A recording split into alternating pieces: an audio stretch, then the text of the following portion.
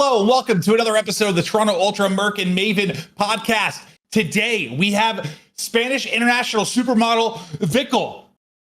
How you doing, sir? That's good. How you doing? I'm doing I'm good. doing great. You look handsome. Yeah, man. The hair's coming in. I'm excited. I'm excited for full results. Rub it in first thing, bro. Rub it in right away. Yeah, us two old guys. Unlucky. You're there. I'm on the way. What can you do? Exactly. Yeah. I've seen you without a hat. Leave me alone. I think It happens, bro. It's natural aging, you know? Yeah. What can you do? But at least it's happening at around 30 and not when it happened to you. So that's part of life. That's why I had to find a solution for it this early. But you did give me this hat though. It says well it's backwards, but it says dad, dude. So I appreciate that. Thank you. No worries. For Father's Day. He actually got that for you? No. No. My wife Oh, did. dude, I believed you. I was like, that's so sweet, man. I knew you guys had like a bond over rank mode. I didn't know like went that deep. Mm-hmm. Yeah. Yeah, we got Teep. We got Teep waiting for us, in some other dimension. Mm-hmm. But he's our father in a sense. We would behave like little kids, bicker each other, and then Teep was just calling out, trying super hard. So Basically our war zone, Maeve. Like you Yes. and I yelling in Teep trying to figure out what's happening. Well, that's what I fell in love with Vikul, because I would watch you guys play, and like sometimes when I wasn't in the mix, the vibe I didn't really like it. It was missing a little fun.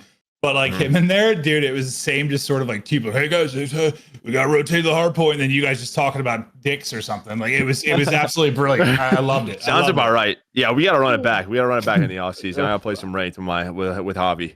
I'm down to switch to Warzone. Oh, a little Warzone as well. It's some trio. This might be the new trio. I'm in. So let's go. I'm down for that. Listen, I don't know if you're gonna want to play that right now, but maybe the next update. So we'll see. But yeah, we're gonna jump into Javi's career. And then we're gonna talk champs. We're gonna talk round one matchups, and then we're gonna have some fun. Us three are gonna build a bracket, and obviously there's three of us, so we'll vote. Someone will be the tiebreaker each round. I don't know. We'll figure it out, but. Okay. Us three are going to pick a world champion because we have champs this week. So a big Call of Duty week. We wish you were. Are you going, Javi, or no? I'll be going. Yeah, I'm flying. You're going? On Wednesday. Yeah, I'll be going. Awesome. Love that. Well, we'll see you there. But I think first things first, we always ask the first question is, how did you get into Call of Duty esports, Javi? Yeah, so I have a very in terms of I have an older brother. So when it comes to getting into CoD, it was mainly through him. He was playing, bringing friends, playing CoD, and my parents were never really strict in terms of playing CoD at a really young age. So I was like maybe 7 8 years old, and they would still let me play with my brother. The prodigy. My brother and his friends, and it got to a point where they were coming every night, and no one could beat me except one of my brother's best friends, and I hated losing. So whenever they left, I was just grinding all day, playing with my brother or even by myself, and it got to a point where I beat my brother's best friend as well. So what was your first COD? What was the first one for you? 7 or 8, like MW Black Ops 2, Black Ops 2, maybe MW. I think MW2, Black Ops 2. Those are the first two games I remember. Maybe I played earlier, but I don't really recall. So I'd say Black Ops 2 times. I love that. I love the older brother aspect because that's a lot like me. That's the reason I got into video games. I was like, my brother's friends are coming over. I gotta kick their ass. That was exactly. it. I just grinded so I didn't lose to them. That's literally why I played. That's crazy. Love it. A lot of us come from older siblings, older brothers in this case, so it's nice to hear. Hixie was pretty similar, right? Was it older or younger? Older brother? Yeah, older brother. Was older. Yeah, older brother. He apparently was really, really good too. That's kind of why he was. And they had to share accounts. They shared accounts, remember? And they played switching tournaments and stuff or GVs. They switch POV. So everyone's kind of got that sort of story. So let's now jump into maybe I don't know the EU, the Spanish scene a little bit. I guess what was sort of your first maybe tournament or kind of when you got into the competitive side. Okay, so more or less, Black Ops 3. Well, AW. I started competing in AW officially. Like Yeah. there was, the typical GB, but in Spain. You know what I'm saying? It was called LVP. In this Yep. case, For it that. was really common in Spain. Everyone wanted to play the LVP. So there was like, this rank system, gold points. You get certain points. You can buy a chair or you can buy a controller in a website. It was kind of like the thing that was going Seems on. ahead of its time, honestly. I'm Yeah. down for that. Yeah, Yeah. so it was like there was like you could earn gold by just winning like 2v2s or 4v4s, and there's a ladder and blah blah. So I was playing that, and going into the Black Ops 3 season, I was 12 years old, I think, and I wasn't able to compete in the LVP because it was you had to be older than 14. So there was another league called the Social Nat, and I was able to qualify for that, and that's when I started playing all these Heretics guys, Journey. He was the substitute of Atlanta FaZe first year. Lucky, substitute of Torno as well, and two other players that are not playing anymore. So that's kind of like what my first competition was like, that league, Social Nat. So it was pretty good. Well, I'm kind of curious just to hear about those guys. Like, I think we kind of get how big they are just because of like the viewership that would come to Heretics, the fan base. But like, I gotta imagine it's a little bit different like in Spain, but the Spanish leagues, like they were probably gods. I imagine like when it came to Call of Duty there. Absolute gods. They would win everything all the time. Yeah, like I'm trying to All think the of time. what I'd compare it to. Just like I don't know, like Tommy and those guys like run the scene early, or I don't know, Gotaga and like that crew. Like they were just probably like Gotaga. Yeah, in France, like Vital was like Brokey and Gotaga. Like those were the French phenoms. It's probably the same. I mean, I remember watching like the LVP streams because there were always like the two teams that would match up in the finals. Giants and Heretics. Giants. It would be Giants and Tohor. It Heretics. would be the old guys against the young guys, like Tohor, Methods, Yep. Legend, and probably Sammy or Ofo. Maybe you guys have heard those names. Yeah. Against the Journey, the Lucky. It was Pavlovskis and One at that time, and then Metals is a bit. Metals is like 22. Journey Lucky are like 23. So it's kind of like he joined a bit later, and then there's another generation, which is my generation, which is even younger. So they would play. You're telling me those guys are 22, 23? Yeah. Methods and Metal. No, Methods. Metals in Journey, dude. When I look at them, dude, they still look. They're aging well. They age well over there. You guys, it's the Mediterranean diet, huh? Man, trust me. You guys are looking It's the air we good. breathe. The European air is just different. Yeah, you're probably right. It's probably a lot better. I came to America and I lost my hair, so it's definitely the air for sure. yeah, it's the worst. And the food. Yeah, no, it's also that. Yeah, let's talk about that. Okay, so you start building yourself up, but you obviously where is that moment then where you decide to come to the States and go to school? Like what, I guess, was it not being 18? Was it not qualifying? So I guess what made you make that decision? It was already planned. Like CoD was a plan B thing. It was it was never a plan. It was just a hobby where I was making money. You know what I'm saying? It was I was kind of making money. Career. Yeah, I was going to job, I was playing tournaments. I was having fun. I was going to events underage. You know what I'm saying? Like places in Europe, like Paris or Malta. There was tournaments under 18. I was having fun, and my parents never saw it as a bad thing because I was getting good grades in school. So what are you gonna tell your kid? Like not do it when he's getting like A's and A stars in school? Like you can't do much. So yeah, you could have a lot of other worse hobbies, right? Yeah, 100%. Exactly. You're playing video games. Exactly. So I already knew I wanted to study in the US because their education system is really good. It's more to the practical side. It's not that much theory. Like in Europe, the education system in like college, you learn a lot of words, but you don't learn how to actually like the practical part of it. So the education system when it comes to college in the US, it's much better. You can have dog shit here too, but yes, at the top side of it, top side of it, yeah, exactly. I was able to to apply to really good colleges. I applied to Harvard, Stanford, all of those big dogs. I did not get accepted. I wish. It's fucking Bill Gates.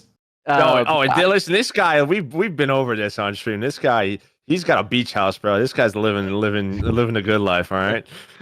But yeah, I was able to get accepted in Rice, which is, I think it was ranked 9th maybe last year in the US. So it was pretty good. It's called the Ivy League of the South, because it's kind of the only uni in Texas. So it was good.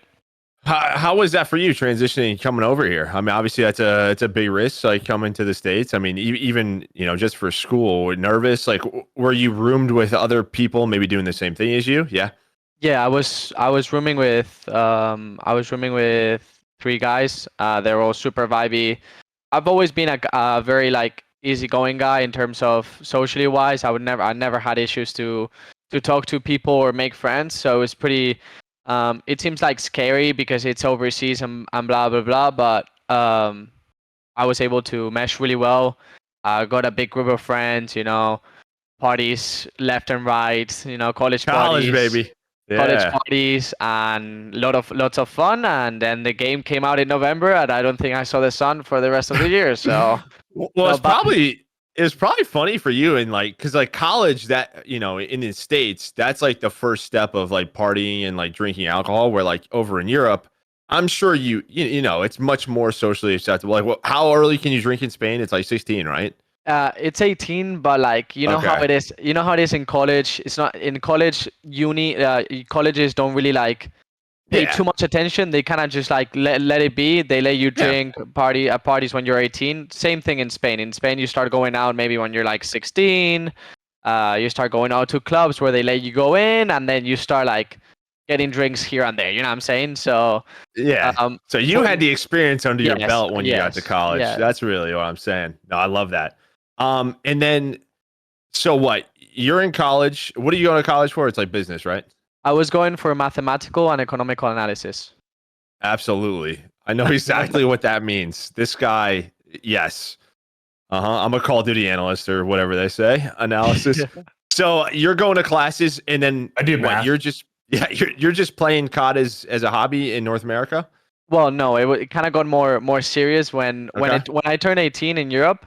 And I won the Elite Season 5 with the Spanish team. That was when I just graduated high school. So obviously I still had the rest of the season, the summer, you know what I'm saying, the rest of the season left. So I played in EU. And I won the Elite Season 5 with my team. I turned 18 on April. So I was like, I joined halfway through the season in Cold War. So yeah, I mean, I won, and that's when I cashed in, like, I think it was 20K for the winner, so 5K, and it was kind of like more like, oh yeah, he's making good money. So it's like that's real money, yeah. Yeah, that's real. Well, what I'm saying, for my dad, it's like, oh wait, this guy just made $5,000. Like, it's a good first check for sure. It's a good first check. And of course, I came to the US, and I mean that win helped me reach out to the people like KC Pandor and people like GodRx that were like the top dogs of Cold War. I reached out to a few people. Hey, if you want to give me a chance, I'm moving to US. This is my CoD Gamepedia. I will link them. Blah blah blah. And that's how I kind of got into challengers in NA. You got our Pandor and Penta. That was your first kind of team over here, right? Yeah. How was the adjustment for you from EU to NA? Because obviously, you're playing over in Spain. Obviously, you're playing Europeans, right? I mean, you're playing the best of the best when you're winning the elite. But were you surprised by anything? Like, did you kind of know what to expect? Like the levels, was there a level difference? I guess, or not so much. When it wasn't that big of a difference. The main thing I noticed is during the kickoffs, you start playing. You join one kickoff, and round one you get Ely, Shotzi, Dashi, and Scump round one. And I'm sat here in my dorm in my dorm room, like calling my dad, I'm getting scump round 1. Like, what is this? Like, obviously, I'm looking at OpTic, I'm looking at scump, like, oh, they play in another world. Like, I'm never gonna get there. You know what I'm saying?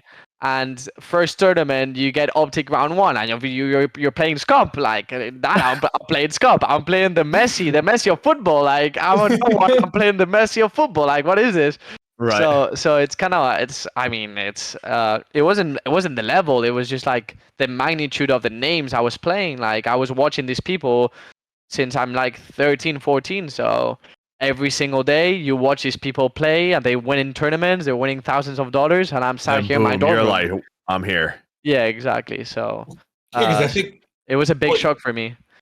Even like I think the Spanish scene probably had more structure than like any other major country for CoD, right? More than like Germany or France. Well, I think it hit a really high level, and then after like the CWL started, I think it started to go down a bit. It's because it's because Activision wasn't a big fan of having like outsiders making these leagues where like and so whenever with the LVP in this case, so whenever the LVP came around, you know, with Heretics, they were big, they were starting to win. They came, oh, like, listen, this is happening. Like, we want money. Like, we want help. We want to create this league. Please help us. And I think Activision just said like, no, like, it's your own like thing, kind of thing. So the LVP said, oh, they're a business, so they saw no return, so they just shut down, no more CoD. And that's when the Spanish scene just started dying. You know, the Spanish kids, instead of playing CoD, they started playing Fortnite or playing other games where like there was more competition in Spain, pretty much. Yeah, it's just like it's one of those things. Like I just don't know. Well, I guess it could have been just like a partnership where they like loosely supported it, but like I just don't know that we've ever hit like a spot where it could be like a League of Legends or something where we have leagues in every country. It just hasn't gotten to that point yet. Like, we're still struggling to figure things out here. Of course. I wish, I don't know. I think we were ahead of our time. Oh, the reason I originally brought it up though is because you guys were like far more developed there than a lot of other places. But like, it's funny to hear like it's still North America was the mecca for it. Like, it was like it was to hear you come over and how you viewed Scump, even like as big as it was over there. Like, I'm sure it had to have just been a here we go type thing, which is kind of cool to hear. And I'm wondering too, because we talk about sort of that drop off over there, but then Heretics qualify for the league. Did that change anything for like you guys who played against them and with them? Was that like a holy shit, they're doing this, like we can do it as well type thing? Yeah, like we can compete with the best? For us, so we were at Black Ops 4, we were turning 16, 17. You know, Real, he signed to ROKKR. I was playing with him at that time. You know, Eric Boom, he just won the Texas Major. ROKKR, another Spanish player of our age. Like, we were a team of 5. The only 5 underages. The last players, pretty much. The last underages in Spain that were capable of playing at that level. You know what I'm saying? And we obviously, when Heretics came to Spain, between the stages of Columbus and whatever on the CWL, we would scrim them. You know, they would maybe like give us a couple of scrims a week, because we would play fast. We were like the underage kids, the maniacs. We would play fast, and they liked playing us because it says it reminded them to the way like some of the North American teams played. So we're scrimming them, and you don't feel like these guys. Wow, these guys are doing this well in the league. You know what I'm saying? They're not absolutely like 100-point in club us every single game. Like, it's close, you know what I'm saying? And you're like, wow, like, wait, if these guys have done it, obviously they put a lot of like work. Like, maybe why can't I be like them? You know what I'm saying? So it was kind of like the guys that made the first step and just gave us the hope and the like aspiration and the aspiration to rise up to that level. Love it. Honestly, I really do. Hopefully we see maybe we'll see Heretics back in or something. More teams. I mean, this is what you and I have talked about. Like, we've been begging for it. Being in the league, like at the moment, like in the arena, like when they qualified, just the passion that group had every single time they came to Columbus in the arena, like it was just different. Because before them, a lot of the guys in North America and from the UK, they've been there, right? They've qualified before. That was something that they did. It's like they've been there, done that.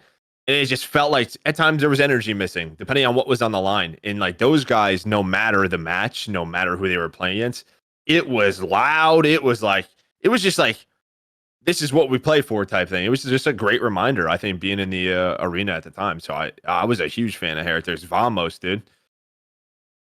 Of course. Yeah, I think there was definitely like a lot of, I don't know, players that jaded or self-entitled or whatever. You just get so used to like how things are. And yeah, it was refreshing just to see them kind of come in and I don't know, they went to war every single time. It was awesome. But let's well, Jed, you want to sort of touch on like the qualification stuff with like GodRx and when he first got rolling, or sort of just jump to the Ultra NA stuff? I think people probably want to hear about Ultra NA. That's probably so. Talk about last year.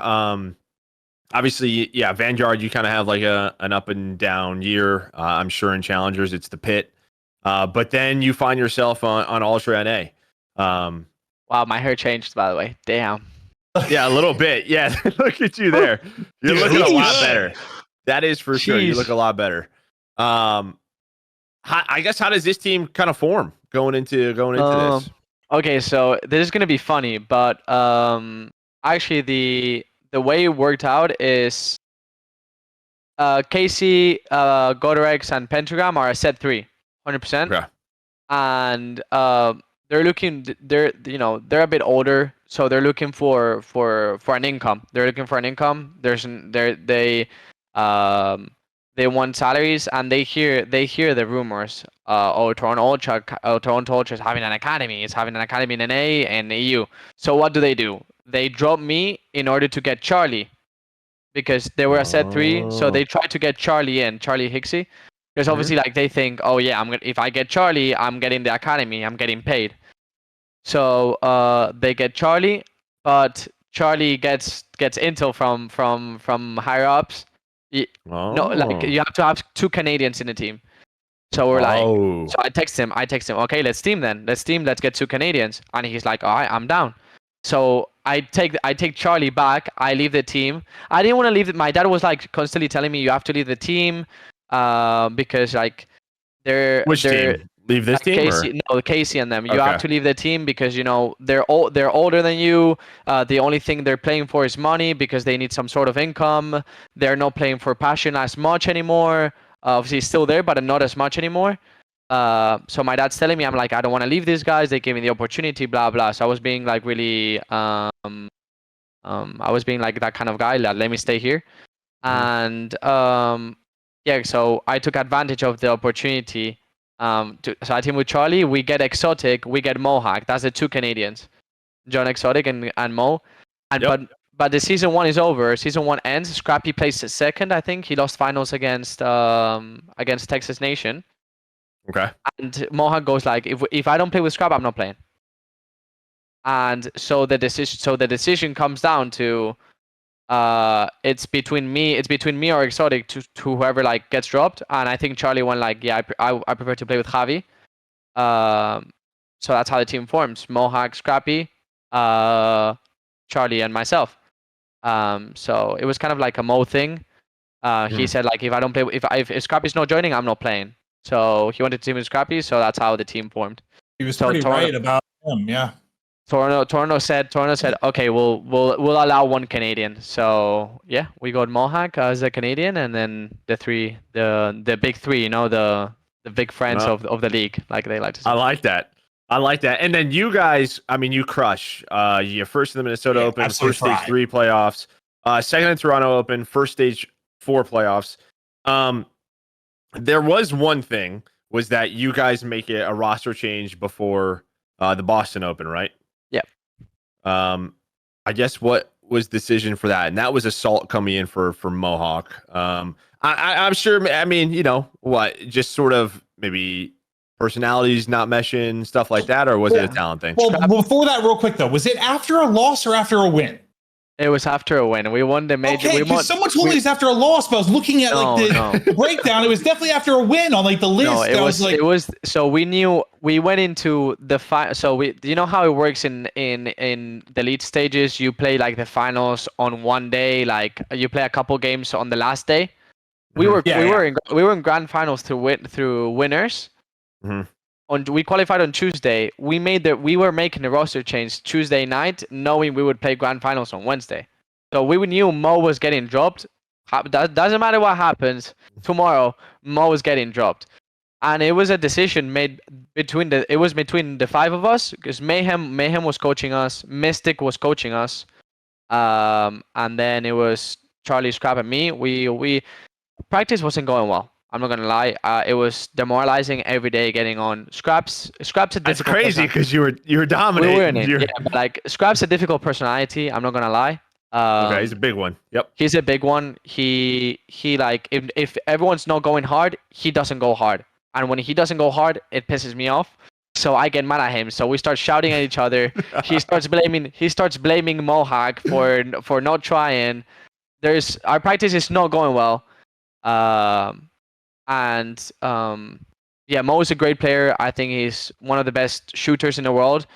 But we just had to make a decision. Charlie and me were like Charlie was the outsider. He was the normal one. He wouldn't create any chaos. Me and Scrap would shout at each other all day because he wasn't trying. So I was getting mad at him. He was tweaking on Mo because he wasn't trying either. So it was really bad. The environment was really bad. And at the end of the day, like, it was challengers. We were winning, but our practice every day was just demoralizing. So we decided to make the change.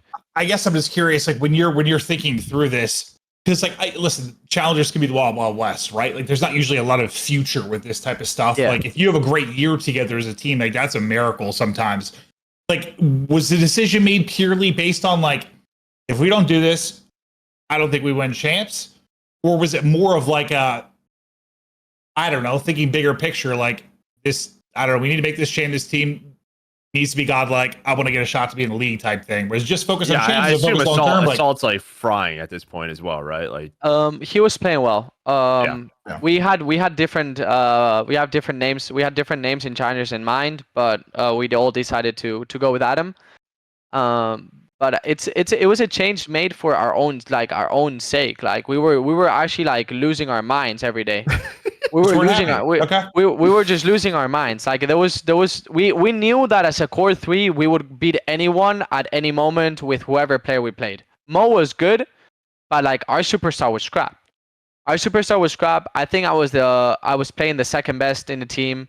At that point I was putting like really good numbers. At some point I was putting better numbers than Scrap. But I like that. Scrap was our superstar. Like it was obvious. Like we would win. We knew we would win with anyone.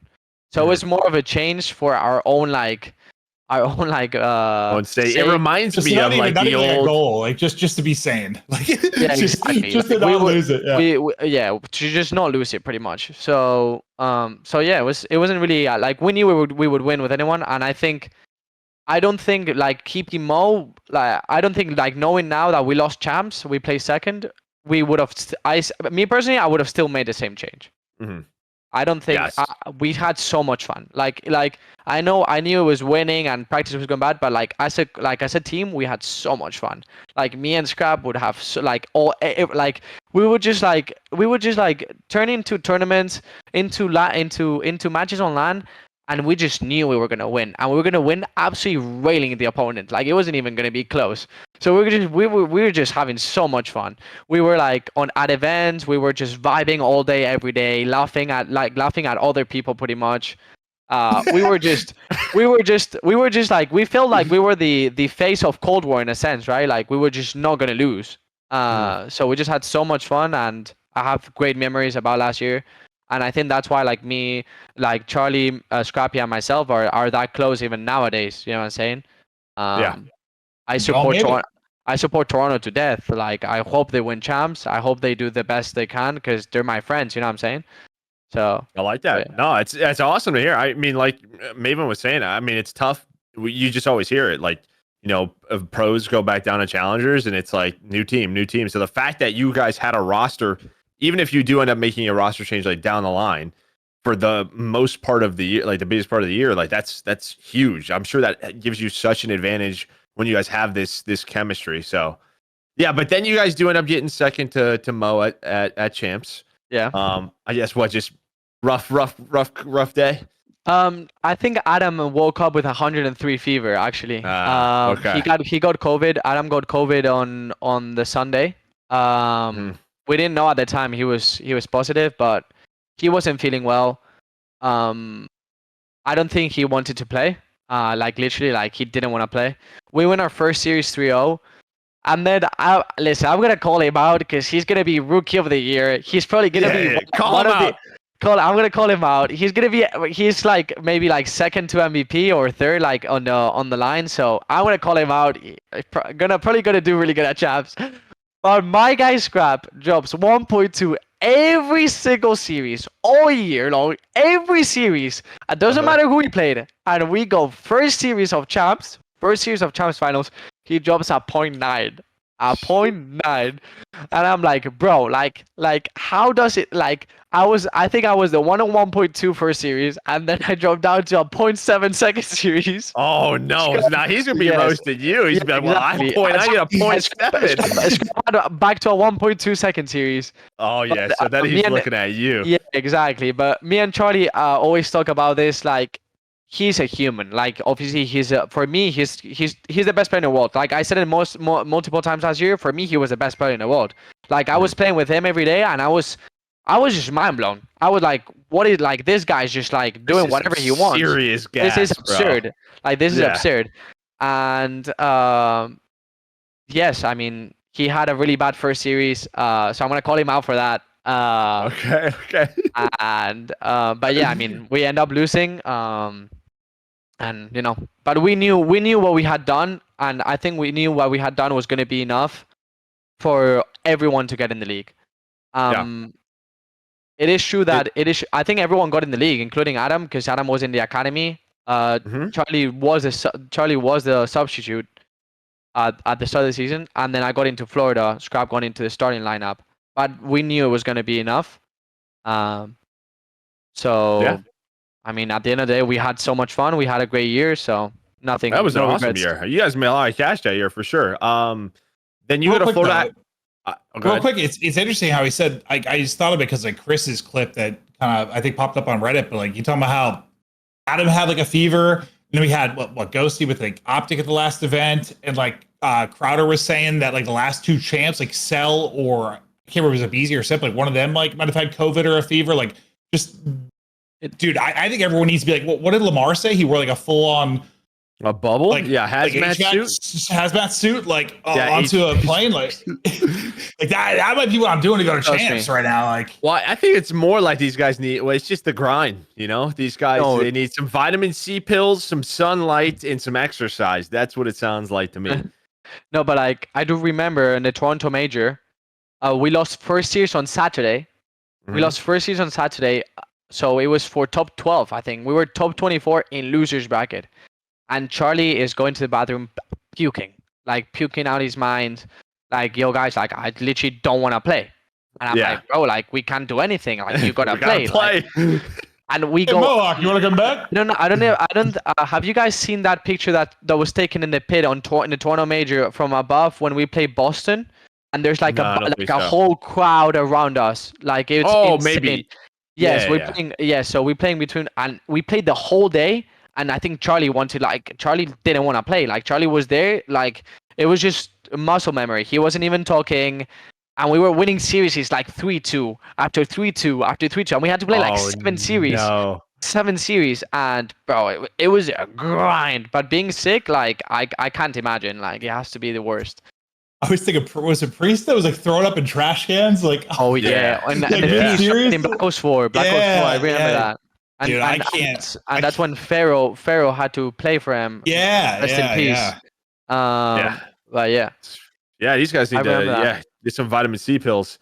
You did talk about how everyone's gotten to the league. I got a question for you. Mohakk has been one. I think maybe he's gotten some offers, but like said no to it.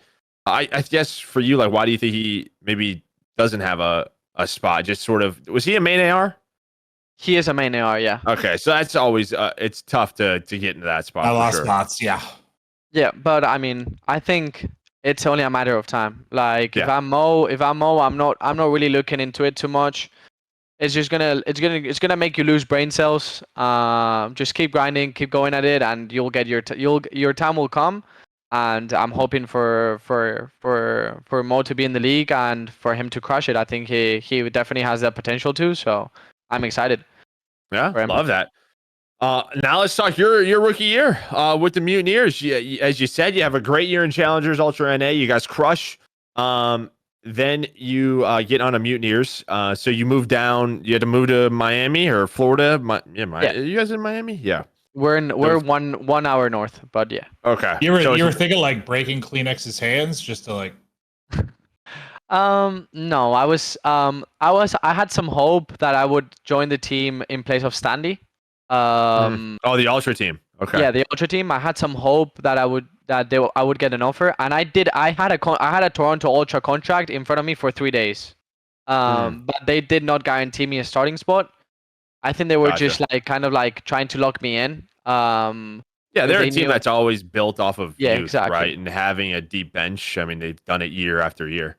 Exactly. So I had a contract from Toronto. That's the first like real contract I got from the league. It was from Toronto, but they did not guarantee me a starting spot, and that's something that like I needed. I didn't want to go if I was committing to going into the league. I didn't want to be a substitute going back to Challengers, because I was pretty much like wasting my time. Because if I'm in Challengers and I cannot go to college, then like personally I thought I was wasting my time.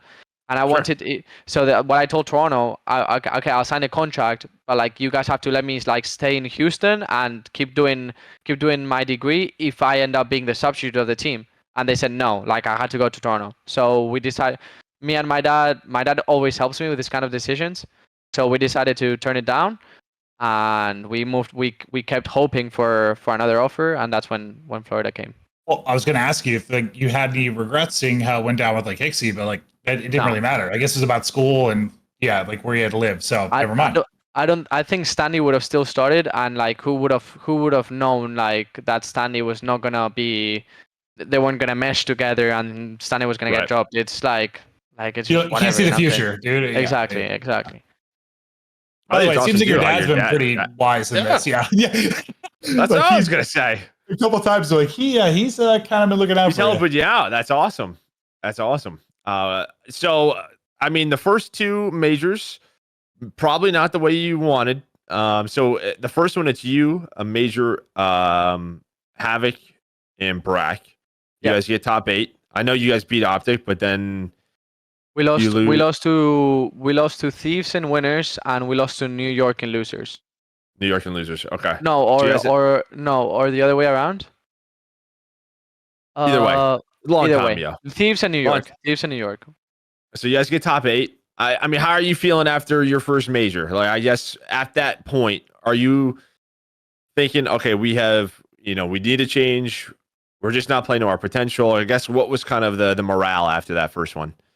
I felt like it was a good experience for me playing in front of the OpTic crowd for the first time on main stage twice. Twice. Yeah, twice. So it was a good experience for me. Obviously you're never happy with a top 8, but it's a first event. We had some signs of good gameplay. I feel like we went 2-2 in the online qualifiers, and then we got like 10 points. We were like 30 points. We're at half table. We're like top 6, top 5. So you don't really think about making changes. You just think of moving forward and getting good practice in. And we get back home, and we start getting railed like bad. We're winning. I think we're winning like 0 hardpoint scrim against anyone. We're winning maybe a couple controls, but every scrim is 2-6, 1-7, even 0-8. We're getting absolutely like railed. And, so that's when you guys bring in Dave for Brack in Major 2, correct? Wrong. I gotta admit it was a wrong change. I wasn't playing well. I gotta be honest. I don't like to find excuses. I wasn't playing well personally, but I do believe that I had an issue coming into the team, and it's like, okay, I played CoD in Challengers the year before. CoD was fine. He had like a 1.2, 1.3. He was playing with Kiss. So the way I looked at it when I came into the team is like, oh, bet I'm just gonna play this Kismet role where like trophy in hand, Super sub, quick entry. super quick entry, get in the hill, drop a trophy, get thousands of kills. Nah, there's only one Kismet in the world. Like that's why he is a champion. You know what I'm saying? And I think I came with this mentality of playing this role to help my teammates out, and it was too much of a selfless role for myself, and I think I ended up like me not playing well and me not helping the team at the same time. I tried to play this Kiss role. Like there's only one Kismet in the world, so well, that's what I was going to ask you, because obviously you come back. We'll get to you coming back, but I mean, you felt like you were playing much more confident, slaying better, and was that just sort of like, hey, I'm on a pro team, I'll do whatever it takes type thing? Yeah. So I go back to challengers, and I start like I'm starting to talk to my dad every day. I'm like, where has it gone wrong? Like I know I'm like, I can't compete against these guys. It seems like I can't compete against these guys, but me and like I'm going back to challengers, I'm dropping 40 kills, like a harp, and I'm playing really well again. So I start overthinking it. I'm like, what's going wrong here? So something clicks on my head, and that's literally something clicks on my head.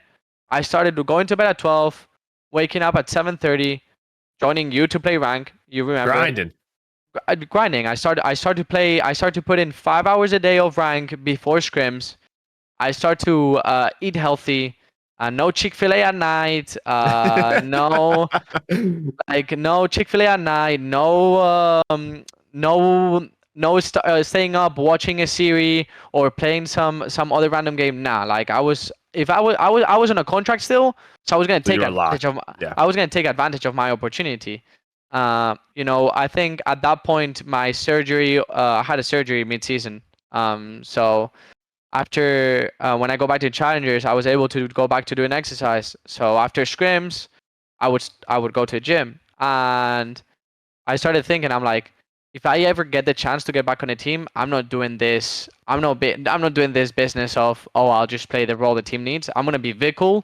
I'm gonna be myself. I'm gonna play like how I'm comfortable, and obviously try to mesh with my teammates, because that's how like so that's kind of like what happened.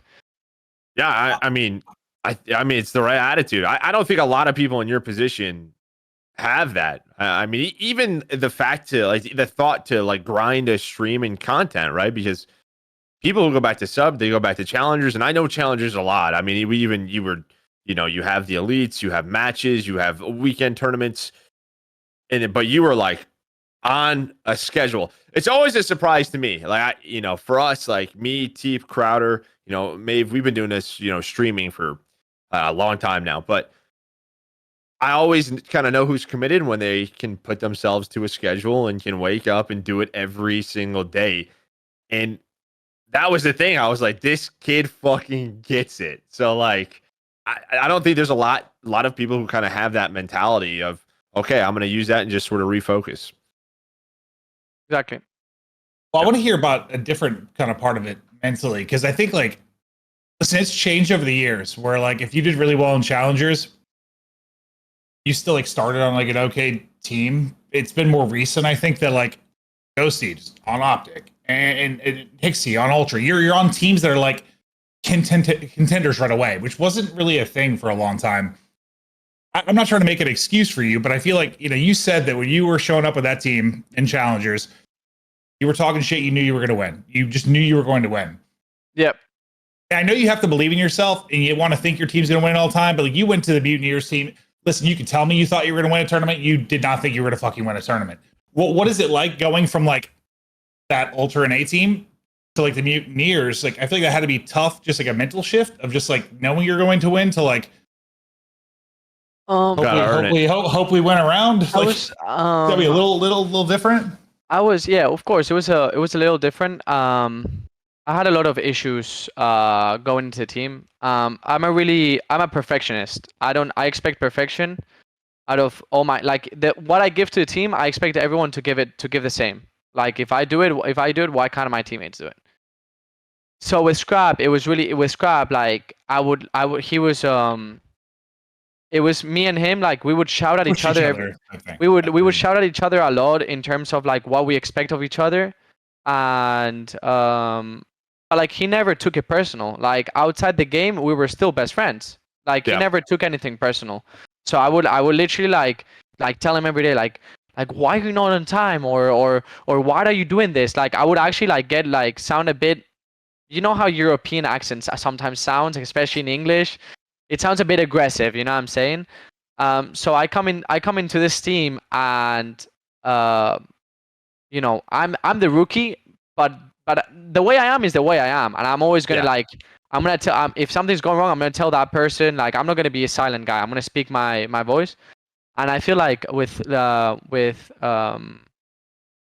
people like Colt and Carson, not with Mike, I don't really have. Mike was like more like he didn't really mind, but with he's the son of like a general or a colonel. So exactly. So he's good. So he's good. But with Havoc and Brack, Brack, for example, is more of a slower learner. Like he needs to, you know, he needs things to be explained like in a way that makes sense for him to play that good, and that's something I understood in the second part of the team, and that's why like everything was going well as a team. Like he was playing really well, I was playing really well, no problems at all. And Havoc is kind of like, Havoc is a more chill person. Like he's more calm, you know what I'm saying? And then there's like Thunderstorm, this Spaniard guy, Thunderstorm, and absolutely like fire after our laws, like what are we doing here? Like this is just unacceptable. We're a pro team. Like everyone needs to lock in. You know what I'm saying? Like kind of stuff. So I think it was just a combination of things that just made me play bad, and my teammates not to have a good experience with me as a teammate. That I think I fixed going into the second stage of the team, and helped me in general. Oh, it makes sense. I mean, yeah, different personalities mesh differently. I mean, it's part of being a teammate, right? Is understanding who you can push against, who you can't push against, right? Like every player we have had on said this shit. Like at some point they sort of learned how to deal with other people. Like I was being a bit of a dick, and I wasn't even meaning to, or like I had to get over my ego or learn how to talk to this person. Like it just, I think that's the big thing is like being a coach. You learn to get the fuck out. Like exactly. Yeah. But then you get another shot in the lineup with you, fellow Cap and Brack, and you guys. I mean, before Major 5 and like at Major 5, you guys play well online. But I'm going scrim room to scrim room, and I'm just hearing, bro, Florida is fucking nasty, right? This Mutineers team is nuts. I'm talking to you, and I know you were obviously disappointed. You guys lose back to back, but what you guys get top 6, which you know. We had one day to a lot of of people. One day, bad day of God. But like you were like, I'm mad because we thought like we were gonna win this thing. No, we knew going into the major having we just played OpTic on Saturday, and we played them on Thursday. So we were like, those days we were like, bro, we just lost to OpTic 250 to 220, 6-4, 6-5, and 3-2 in our control. They're the best team in the game. Online, they're untouchable. No one beats them on a scrim. They don't lose a map, pretty much. They're untouchable. And we just played them this close. And I think if you look at the KDs of that series, I think all of us were at 0.8. Like, we were playing bad as individuals. Mm-hmm. I'm like, bro, we go into Thursday. We win our gunfights. And I swear to God, we absolutely railed them. And that's exactly what happened. We were all on our bullshit. We were all winning our gunfights. We had the exact same game plan on Thursday as we did on Saturday, and the outcome was just different because we just played well as individuals. It's CoD. We played well as individuals, and our scrims were insane. Like I'm sorry to call out ROKKR in this case, but we were going into the second series. The last 3 scrims we played against ROKKR, we were 18-1 map count. No, I know you guys were destroyed. That's all I heard. So we were destroying them, like destroying everyone. Like New York was like railing everyone. The day before we play them, we play a scrim against them. They don't win a map. We beat them every single map, and then the next day we get 3-0'd. It's just how CoD is. It's just how CoD is sometimes. You know what I'm saying? Yeah. I don't think I had a good day of CoD. I personally played. I was going from from putting really good numbers as an individual to not playing as well. I think Cap went insane anyways. Yeah, he had some big moments. But yeah, I personally didn't have a good day, and as a team, we just felt like we weren't closing maps. They were really close, but we weren't closing them, and I feel like that's one of the most frustrating things to happen. We just had a bad day of CoD, but we genuinely thought we were gonna win the event. Like, I swear to God, we thought it. I was telling Scrap, like, I was going to Scrap's apartment to vibe, and like on Wednesday, I'm like, bro, if I beat OpTic tomorrow, I'm winning the event. And he goes like, shut up. Like, come on, bro. Like, you're never going to beat me. Like, you're ass, bro. Like, you know, Scrap vibes. Like we're vibing, me and him, watching YouTube on the TV. And the guy's going like, bro, Javi, you're never going to beat me. Like, you're never going to beat me. Every time we play each other, I'm going to rail you. And I'm like, yeah, blah, blah, blah. Whatever you say. You know what I'm saying? It's just how my friendship with Scrap is. You know what I'm saying? And he does the same every time. But yeah, I was telling Scrap, I think we can win this, and I really hope like it's grand finals against you. That was like what I was thinking on Wednesday. So well, yeah, I think it's cool that you guys got that feeling a bit. Like, I know it's the last event of the year, but it was a tough year, and just, I don't know, even though you didn't, like, you had a respectable finish, things clicked, you thought you could have made a run. Maybe shows for a bright future. Like, I know it's not what you wanted, but that's cool to hear.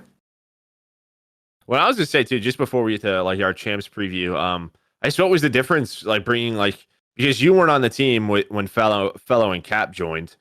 I guess like what was it like, you know, playing with those two? Was there a big change in the team dynamic when you rejoined the team? Yeah. For sure. I feel like Cap is more of like, he's not a rookie, but he's a rookie in a sense. He's not been around for that long. Yeah. So playing with him was kind of like a learning curve for both of us. I feel like we were learning together. We were just attacking every single problem together. And I feel like with Cold, he had been like 9 years in the league already. Had this mindset of how to play the game, completely different to mine.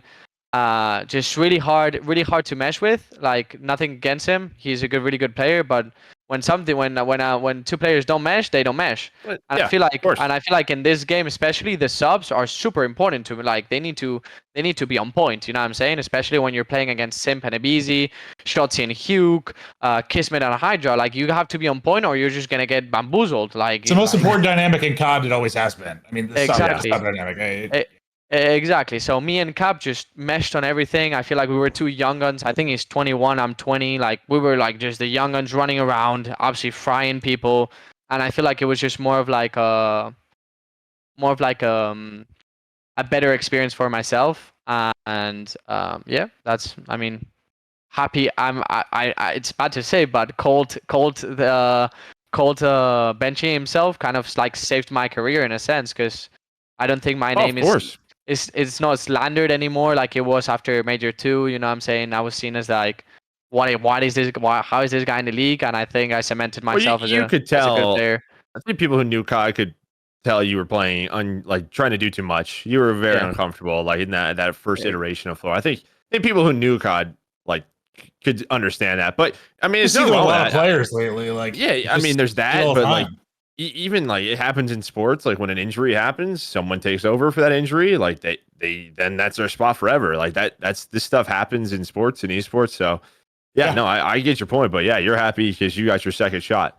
And we're excited to see what happens with you next year. Hopefully you have another spot. Hopefully. Now let's talk about champs. I'm excited.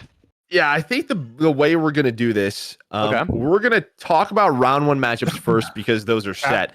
And then what us three are going to do when we're done talking round 1 matchups is we're going to build a bracket, the Pick'ems bracket, and us three are going to build it. So it may not be our opinions, but we got 3 people, so someone may be a tiebreaker here and there, so it should be a lot of fun. I think it'd be more fun than like just saying, hey, I picked this. Like, we'll talk through it, argue a little bit, have fun. Yeah, we'll argue with it. Yeah. So let's do what's the first one? I have New York versus ROKKR. I guess we'll go off like our broadcast schedule because we'll do that. The first match on Thursday is NYSL versus ROKKR. I'm just gonna spit some stats out here. NYSL 5-1 on the year over ROKKR. Last matchup was a 3-0. They just played at Toronto Ultra, the Major 5. And then across that, I mean, I feel like everyone this should be with New York just winning a Major 5 final. Yeah. You feel like this should be a New York win. Yeah, I feel like it's gonna be a New York win. I feel like I feel like there's not gonna be an upset in this match because it's champs. Their practice probably went really well because of they just won the major. So I'm saying New York. Okay. Yeah, I just don't think there's like that chance of like a fall off like we saw maybe after Major 1. It's just totally different time of year. It's so recent. Like it should be pretty close to form, I would think. And I don't think any of us were like, I believe that ROKKR were top 3 team. I believe. Yeah, I agree. Yeah, they get to the top 3. So I also have some stats for some ROKKR fans, maybe listening and like, how the hell do we win this? So, okay, they were 1-3 in control at Major 5. Can they get that back on track? Because they were 15-2 on the year in round 5 control. They also have a 2-1 map advantage versus NYSL on Hotel Search or Destroy throughout the year. I feel like, Hotel Search, a very strong map for New York. This will probably be in the series. And then if there's a map maybe to watch, it's the Hotel Hardpoint, right? Again, if that's going to get through, because it's 2-3. NYSL have the advantage, but it's been a close map on the year for ROKKR. So I was just looking at some ways maybe they could win this matchup. Do we put any stock in just the whole, what's like the best champs finish outside of like Priesta? Like on the other side of it with just trying to think of experience, because you have like Attach, obviously. You have Bance. You have people that have made deep runs, have historic, clutches and comebacks, and have seen it all at champs. It's like the only thing I can think of that's like maybe towards ROKKR is a little bit of experience, like at that type of tournament, whereas maybe not so much on the other side. But I feel like they also have fame, which like balances out the team a little bit. You know what I'm saying? Yeah, fame comes in, rookie. I don't know. I feel like it's gonna be. I don't think it's gonna be close. My opinion. I think New York takes it. Just I do too. I do too. I was just trying to think of anything for ROKKR that might like sway me a little bit. I was thinking, maybe you had the experience, right? But obviously, these round 1 matchups, you know who you're playing for what? It's been a couple of weeks now, right? It's all prep. What maps are we to play? Teams can probably vetoes. Maybe there's a map pick you can throw in there that you've been working on. This is the tournament where map pool is the most important, not only due to, it's the finals, but also if you do make the final, you're playing a best of 9. Yeah, it's a best of 9. So your map pool needs to be on point if you really want to make a deep run. But vetoes is one of the biggest things at champs. It's like, what these teams like to play. You know what they're going to prefer and what you prefer. Can you throw a wild card in there? Is there anything you, Javi, like playing? I mean, I know it was like, a month ago that maybe you think these teams are kind of working on? Is there a map in like game mode maybe you should see like being thrown in a little bit more? So I've played both teams. I lost against both teams in the major, so I kind of have like a close memory of both teams. I feel like a big turning point for both teams is definitely going to be a silo control. So I feel New York's definitely going to ban Expo in my opinion, and Minnesota's going to ban Hotel. So I feel like both teams like a silo control. I think it's going to be a silo. I feel like it's a good turning point for both teams. It's a good map to like work on because both teams are good. Yeah. I feel like but that Mercado SND is also a map that's probably going to be in the series. And I feel like Mercado SND is such a coin flip in my opinion. So it's a coin flip, but it's the one New York really like. That was kind of their sort of like their not like trick pick, but you could tell they put a ton of time going into the major on that map. They felt like they had a lot of prep for it. So yeah. Okay, so that's the first one. The next matchup is FaZe versus Seattle. I mean, I think people are probably thinking this is going to be one-sided due to the way that Seattle it has been on the year. But I'll just put out some stats. FaZe leads the series 4-2 on the year. With it being 4-2, though, the respawns have been really close. It's 5-4 FaZe and Hardpoint in the series, 3-3 in control, so 50-50 there. Obviously, the big thing is the search. FaZe leads this matchup 6-2 in the search and destroy. I mean, FaZe were a Celium kill away from winning Major 5. Their respawn looked incredible. I mean, I think for us, maybe we kind of touched on it. They can get their search maybe just, or if they can keep this up in a respawn. I don't even know if search is a problem. I don't know if that respawn stat even matters because the respawn finally like turned a corner, like finally. For me, FaZe is favorite to win the whole thing. Yeah. Even though New York won Major 5, I feel like FaZe was just like, it's again like you watch the match back, you just like 9 out of 10 times FaZe wins that series. I'm sorry for it.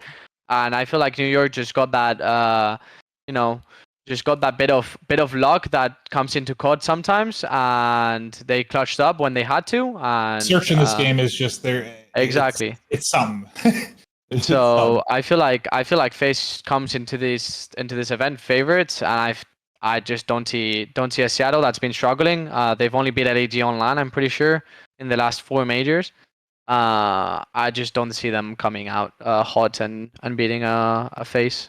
Add Is Tusk there- into the rotation? Yeah, is there any chance? Like, I guess if I was a Surge fan, the only thing I would say is this roster has been on a roller coaster since their inception. Like, it just feels like they'll place top 3, and then it's like last place. Like, they'll place top 2, or win an event like last year in Ultra, and then it's like they go 0-5 online or 1-4 online.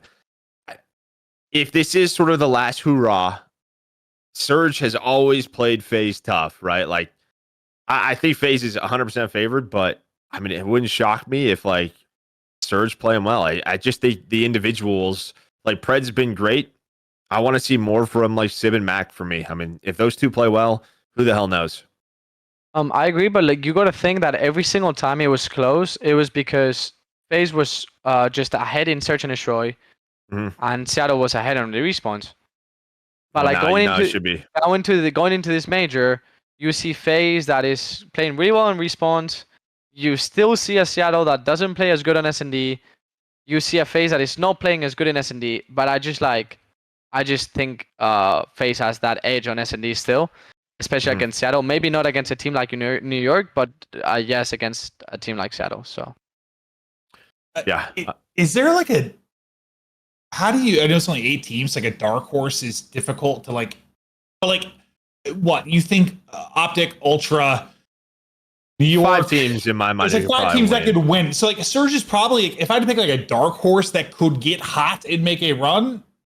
I mean, Surge's done that for 3 years. Sure. I mean, they win this round 1. Who the fuck knows? Yeah. For me, the dark horse is the next match. That's for me. That's a dark horse for this event.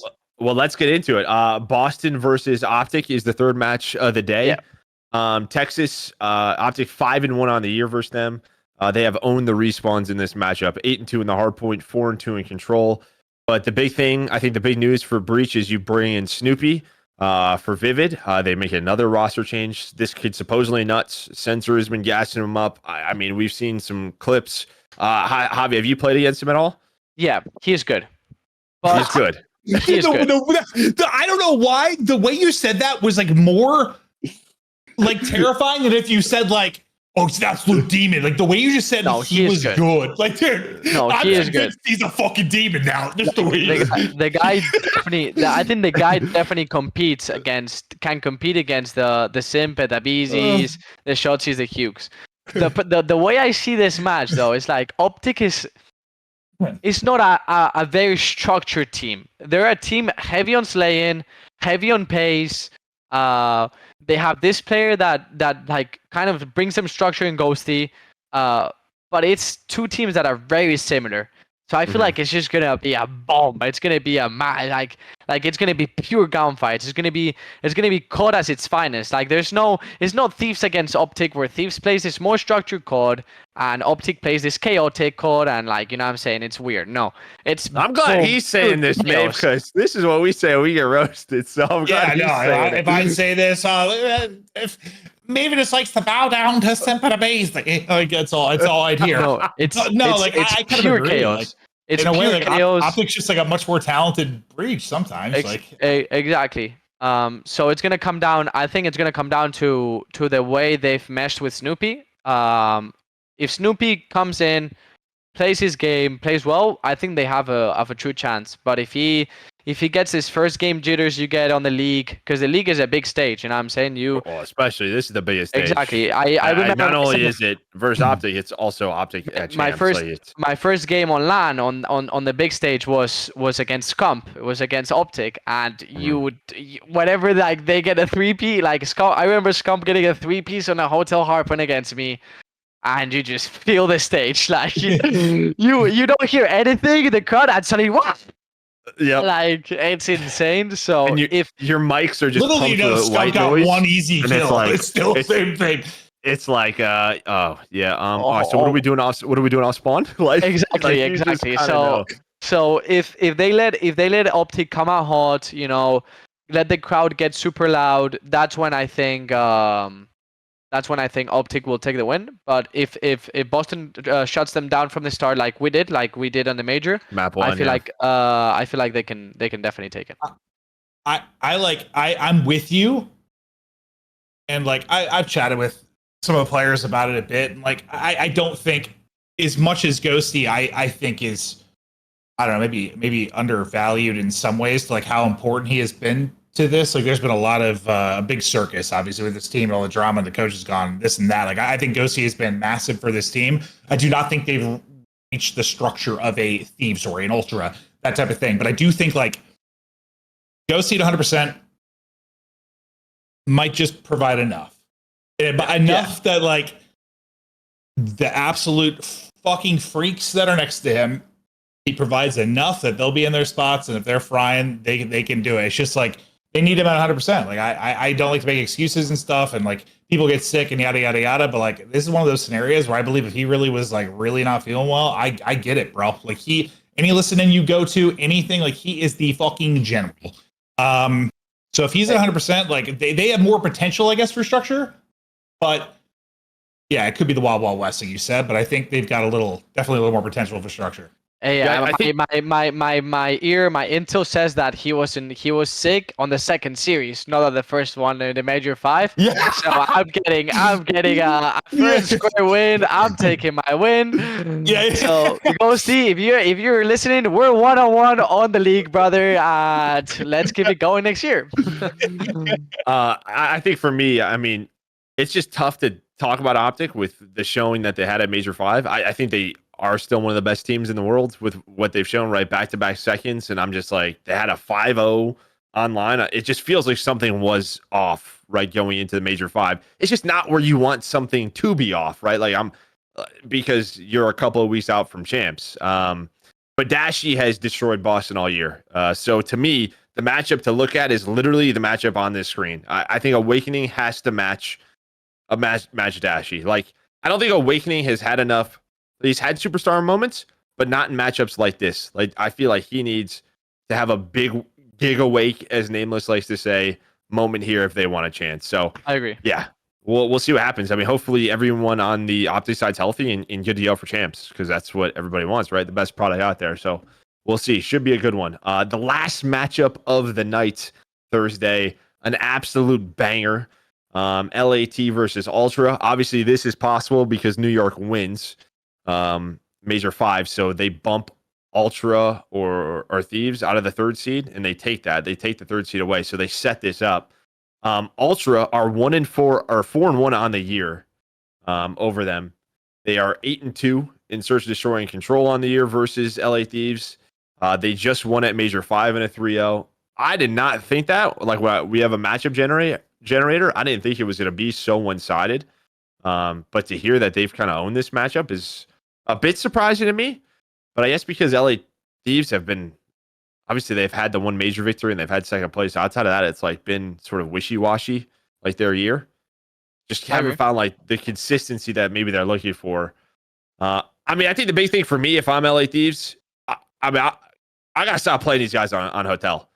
They're 2-7 versus Ultra in Hotel. No. They lost all 3 hotels at Major 5. You can't.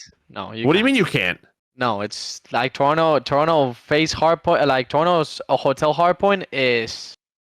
It's pick your. It's like playing OpTic. You have to pick your poison between Fortress and Mercado. I feel like you play them on Mercado. Yeah, okay, but like if you're Thieves, don't you play Mercado? You have to play Mercado. Like you don't play Hotel. Mercado Hydro. I'd rather do that over Hotel. Yeah. Oh, so you're saying they shouldn't play Hotel? No. Yes. Okay, yes. So that's I'm agreeing. Like you don't play. Okay. You don't play. Yeah. I'm saying all of them. Get them out. Play something else besides Hotel Control. Play something else besides Hotel Hardpoint. I agree. Okay. Not playing. I agree. I mean, hey, it's the Ultra podcast. I'm not giving any intel, but I would be surprised if LA Thieves play them on Hotel Anything. I agree. Okay, we agree then. Like, I don't understand why they always play Hotel Control. Like, I feel like Ultra is not that good at the other two. Well, they're good, but like not as good as they are at Hotel. Is what I mean. Yeah. It's the same thing when teams play New York. Teams are just like, yeah, let's play Hotel. And I'm like, I feel like it's a trap at times. Like, yeah, it's a trap. I don't know. Maeve, what are you feeling? I just don't know how to feel about like Thieves. Like it seems not that long ago, like when we were in Columbus for the major, like I think in my head I was like, all right, Thieves have hit that spot like they did last year. It's clicking, things are working. This is a team that has a chance to win it all again. Like it's late in the year and they figured it out. And then like online qualifier happens and this major happens, and I'm like, I don't know, man. Like, didn't you like you and I've talked about this a lot? So it's sort of like we kind of expect this with this core and that coaching staff. Like they're gonna be a team that it's gonna click at some point late in the year, and it's gonna click. I mean, it did. It clicked and won a major. I think the big thing for me with Thieves is the sub duo. I feel like Envoy and Kenny can be a little bit inconsistent at times. I feel like Octane has been obviously Octane. I mean, you could throw Draza in there as well. Like he's had some individual performances that can big swing, but for me, it's the sub duo. I feel like if the sub duo is playing consistently, they are the team to beat. But it feels like in this title, like if you look at Vanguard, they played a lot of the maps where you could throw a third AR on, right? And that's when it was just like it was Kenny on the flex.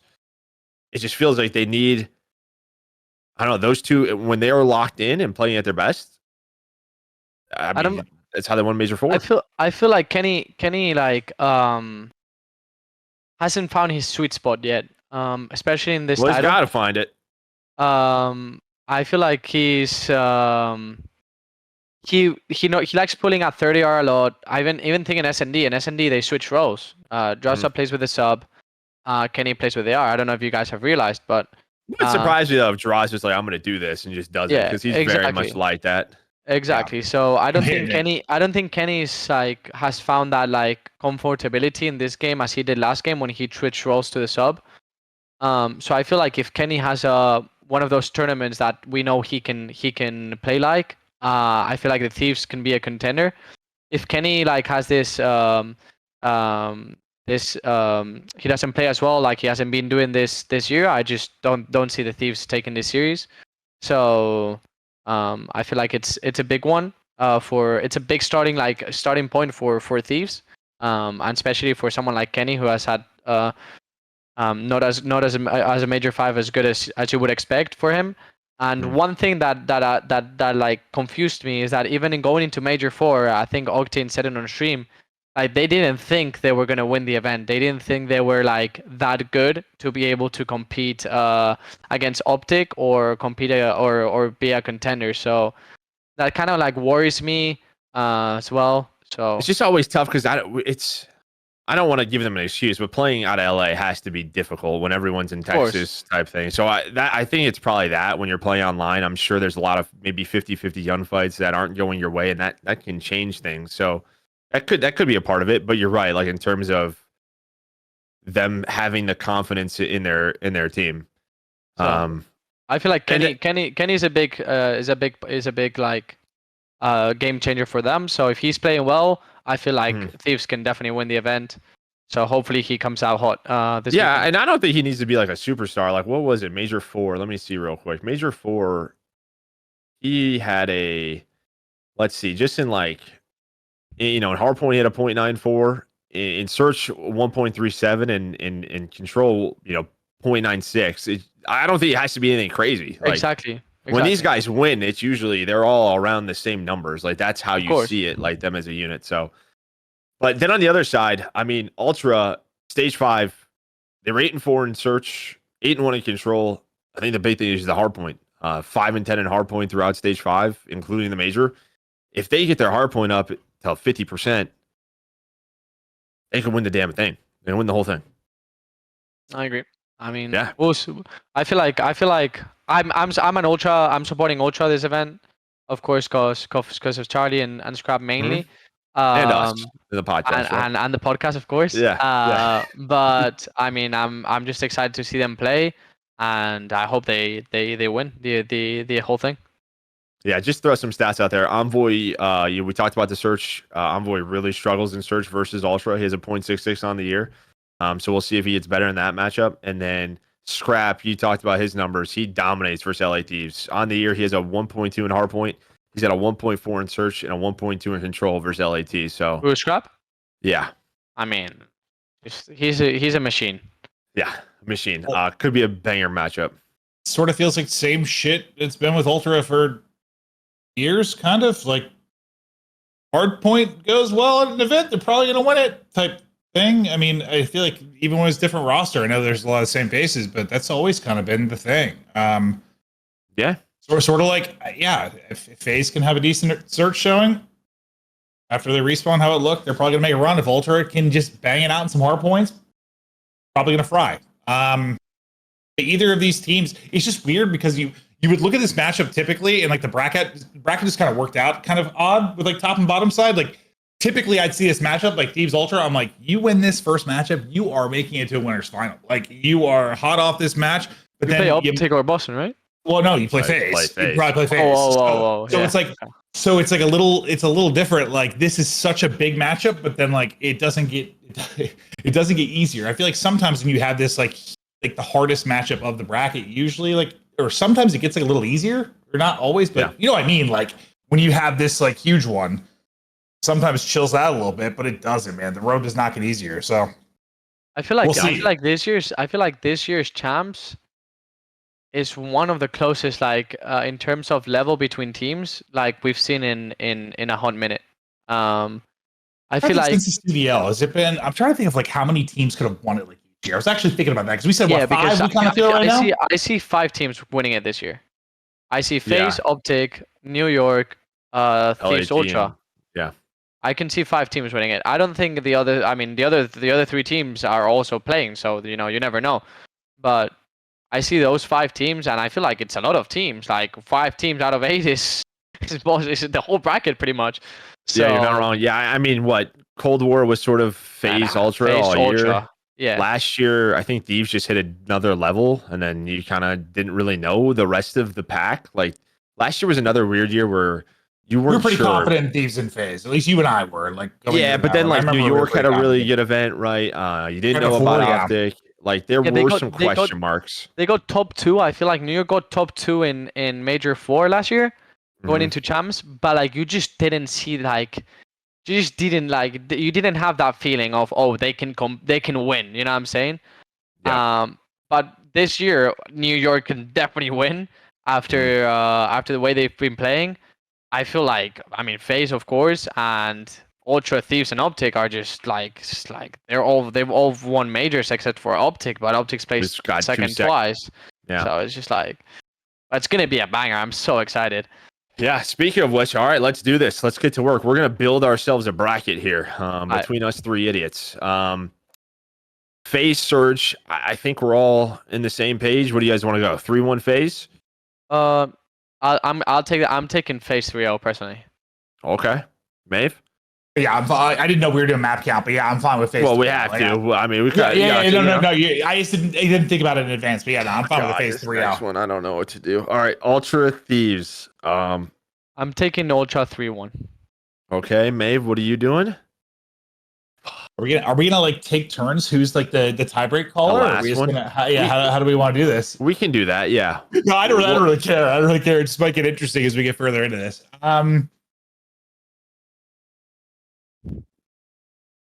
It's hard. It's a hard match for sure. I think we should leave it for last. You want to leave it for last? Okay. Yeah, I need to think on that's the one I really got to think on a bit. Okay, let's go down. All right, we'll go OpTic, Boston. I think we're all feeling OpTic based on our discussion. Yeah, go 3-1. 3-1. I think Boston can take a map. Okay. Next one, I think New York ROKKR 3-0. Yeah, I see 3-0. I'm sure with that. Good with that. Okay. 3-0 New York. 3-0 New York. 3-0 New York. All right, we're back. We're back to the first one. I'm thinking Ultra, but I'm being biased. I'm being biased. I got no fucking idea. You're probably leaning Thieves, right, Joe? I'll tell you what, I was before I looked at the head-to-head. When I looked at the matchup generator and saw it was a 4-1 like lead to Ultra, I was very surprised. Now, here's the thing. Like the discussion I had was around the hotel vetoes. And I would think if I was coaching, I would veto it. However, I think as well, though, they probably think they're a really, really good hotel team. And I understand it, but like, that's if they play hotel, I'm thinking Ultra. If they don't, I'm thinking Thieves, but I don't know. So, can I say Thieves is my like dark horse? Can they be a dark horse? I don't know if they can be. I just, dude, like.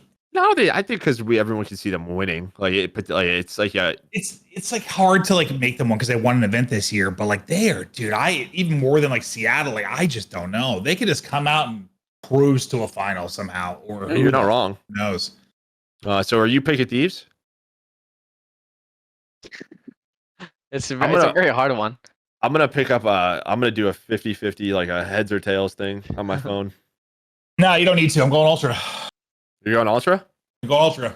Okay. We'll go Ultra 3-2 as a group. I'm down for 3-2. Yeah. Yeah, I'm down for 3-2. I was gonna say 3-2 Thieves, but you guys made that decision. Okay, so there we go. I kind of figured you were leaning that way. That's what I was 3-2 one of them, bro. Mm-hmm. All right, so let's scroll down then. Let's go to losers round 1 if we can. Let's go. Yeah. There we go. All right. Surge Thieves. I think Thieves here. Yeah, it's just tough to pick Surge. Let's do 3-1. I'll do 3-1. Yeah, I think Surge can definitely take a respawn. Yeah, they're winning a map at Champs. I think. Boston ROKKR. Boston ROKKR. I was talking to my chat this morning. I was talking about this for this two matchups because I thought I literally for the winners round 1 I had the same pick'ems. Okay. I think Boston's firepower is gonna be really hard to stop, and I just think Boston will take this series. Personally.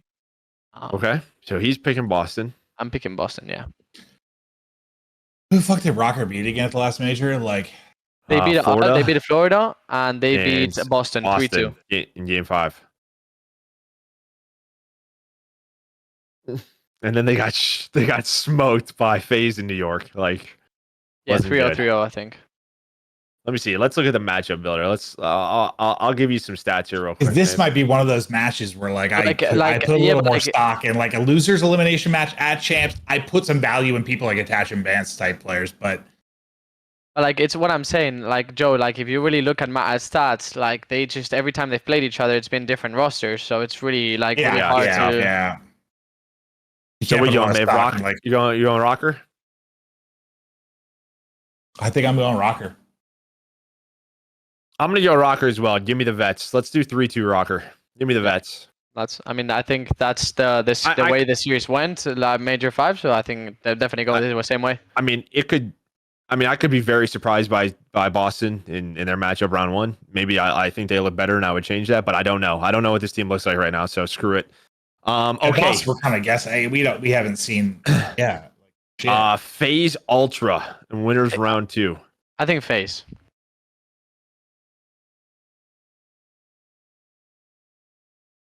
I mean, this FaZe team, Simp and Abizi have never not made a champ. I can't fucking bet against them not to get to a final. Like, I think they're playing the final for sure. They've been top 3 at every single event outside of one event in Cold War. Like, they're insane.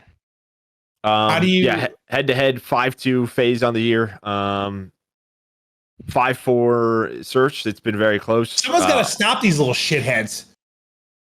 Hey, listen. I don't think that's happening anytime close. So yeah. Okay, you guys are going FaZe. What would you put it? A 3-1? I would say a 3-2. I think it's going to be a close series. I'm cool with that. Let's do 3-2. Okay, now this is a very interesting matchup, OpTic New York, because they have not played a lot. They have not played a lot on the year, and they've played 3 times. OpTic have won the series 2-1. Okay. So they haven't played very often. This just boils down to what do you take of OpTic's tournament? Like, do you just delete it out of your brain? Like, can you just delete recency bias? We can't delete recency bias with New York. New York looked insane. But like, can you just delete that last major? I mean, and I'm trying to decide if I can just delete that from existence. Like, you can delete it, but even OpTic hasn't looked like as dominant as they did on LAN. Like, they did play second twice, but on both finals they didn't look like the best team. You see what I'm saying? True, like, true. I do put a lot of stock in like back-to-back finals like that. If it was just the online stuff and like couple top fours, but like getting to finals twice and like running into maybe the best team that day. I'm personally taking New York 3-2. I think New York's recent success is gonna give them momentum to win this series, in my opinion. But I think it's a series that can go either way. I feel like, especially at Champs. I mean, I've yelled it from the clouds. I just think if you win this last event and then you have Champs 2 weeks out, like it's so hard to be beat at that point. You're carrying so much momentum. Exactly. Your confidence is through the roof. We've seen it year after year after year. We saw last year with Thieves. I know there's like the FaZe Cold War one, but besides that, like it all leads to it. Like it's just this team they figured out now. The only thing is this isn't a matchup we've seen very often. I could see OpTic beating them, but it's hard for me to just go against New York winning. So I'll go 3-2 New York as well. So you don't have to make your decision, Mav. I was just gonna say it's like hard for my brain to like, you have to like do recency bias on one side of it to like ignore it on the other. It's just like hard to do. Like OpTic or Thieves. OpTic or Thieves. I mean, this is OpTic fans' worst nightmare, in my opinion. I can't not pick Thieves in this matchup. This is what they do. I got OpTic. I have OpTic. I do think Thieves, I think Thieves come to this major with a bit of like a bump. And I feel like OpTic still went 5-0 last stage. You know what I'm saying? They did place top 12, but I just Kenny and Octane could have not won a fucking map this year. In this matchup, I'd still be worried they'd win. This is what they do. I still feel like OpTic takes it. I feel like OpTic is just a better team right now. I like that. I'm cool with it, but I gotta go Thieves. Just I don't know. They play them and they beat them. I don't know. No, it was a 3-0 last major on losers bracket. Yeah, like, and they beat them in the final, right? Like, yeah. I think that I mean, if that is the winner, like if this plays out this way, OpTic needs to win winners too. They cannot drop to this matchup. But I mean, this matchup is just insane, man. Like, I want to see this for top 6. Like, top 4 in this case, but like, to place top 6 of teams that can win it, like OpTic and Thieves are these like massive question marks for me, dude. Just like, I'm leaving it up to Maeve. I'm going Thieves. He went OpTic. So it's a hard one, man. I'm with Joe in the sentiment of like it's fucking Octane and Kenny. Like they literally go to bed and they just have a poster of them like beating OpTic on their ceiling. Like it's just give me 3-1. 3-1. I think if we're talking about Thieves, I'm thinking I think OpTic has the edge on hard on respawns. So I'm gonna say Thieves 3-2. I just don't think that OpTic get top 6, but like when we break it down like this, like I'm like they might. No, of course. Yeah. Yeah. I mean, if it's any other matchup, I'd probably pick OpTic, but same. Okay. Thieves, like, yeah, I'm going Thieves. Ultra ROKKR. I think we're all Ultra. I think Ultra. Yeah. I'd go 3-0. I'm cool with that. I'll go 3-0 as well. Okay. And I'm rematch of 1-1. What? It would be a rematch. This could be insane, bro. I mean, you guys still feel I still think Ultra has the edge. Okay. But I feel like if they play Hotel on the first round of winners and they lose, they're not playing Hotel now. That's for sure, Joe. But if they don't play Hotel round 1, and Ultra wins, they're playing Hotel now, so it's either You gotta either think or. about that, man. If you gotta think about that. I'm thinking Ultra still.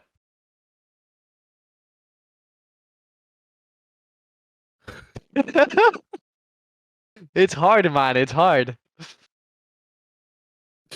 I could just see like Thieves like beating OpTic, like just that's what they do, and then losing. That's ideal. Okay. I think I'm going Ultra. All right.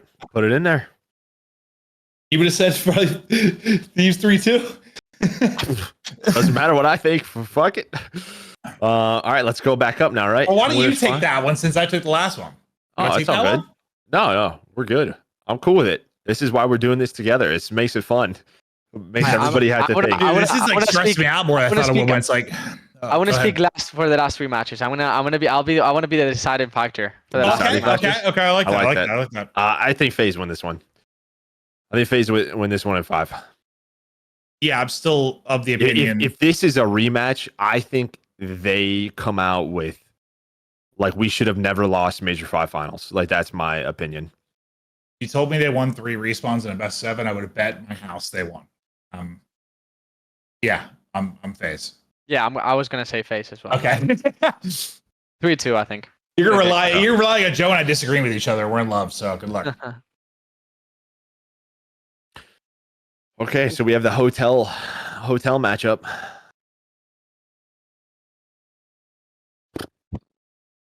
So we're leaving him for last. Yeah. I'll go last. Okay, so on the series on the year, Maeve 4-2 Ultra on the year. Hard points are 6-5, very close. Search 5-4, very close.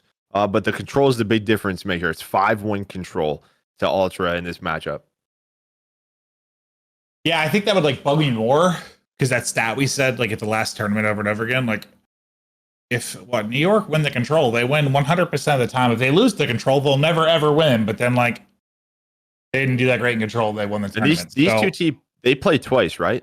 In the last event. They did play twice. It was 3-2 both times. It was 3-2 both times, right? It was 3-2 Toronto. Ultra won the first time. Ultra lost the second.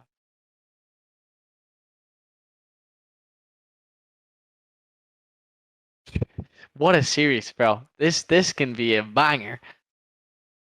I'm just like, Hydra's gonna be walling his ass off, bro. Just bro, Hydra's so good. Awareness. I remember playing him when I was 16. I was mambo. I joke with Joe. Like I watch him sometimes. Like this motherfucker's cheating. Makes no sense, bro. He's just so aware. I know he's not, but like he's just so aware. It's like really impressive to watch. So good, man. I'm gonna see the difference. So the first series, they played Embassy and Hotel Search. The second series, they played Hotel and Mercado. So this is where that Mercado came in for New York. I don't see Ultra playing Mercado. This major. I don't think like this champs. Yeah. I see them like playing either Asilo or what is the other map left? Fortress. Ooh, I don't know. Because they split the hotels. They each won a hotel in the series. 6-3 to both. Man, what a series, bro. I just have this weird feeling. Like, I want to make like a soccer comparison, but like I just got a feeling this is like Hydra's had. So this is okay. Can we take the bracket? Okay, so what we're saying is, so Ultra, this would be their 3rd match on a Saturday in a row, and New York would be losing. Yes, it is. Wait, it is. Oh yeah. Yeah, 4:30, 7:30, and 9. So why is there so many matches on Saturday? Because there's only a final on Sunday. Why? Who the fuck knows? It's only so it's. I think Saturday is losers round 2, then it's winners final, and then I think it's losers 3, losers final. I'm pretty sure something like that. I mean, yeah, but it says elimination. The first. No, I think it's. It's all Saturday. No, it's 3, 4:30, and then 5 matches, and then the winners final is the 3rd match of the day. So, I mean, that to me is a huge factor. If Ultra is in this form and they just win 2 matches in a row, I think I go Ultra. Momentum based. Yeah. Because New York would literally, they play a 6 p.m. match, so then they would lose and play the last match of the night. That'd be a regain and a half. I just got this feeling this is like Hydra's statement, bro. I don't know. Like I've always viewed him as being like disgusting. You know, he's won some tournaments. We know he's like the French sensation, but like at champs,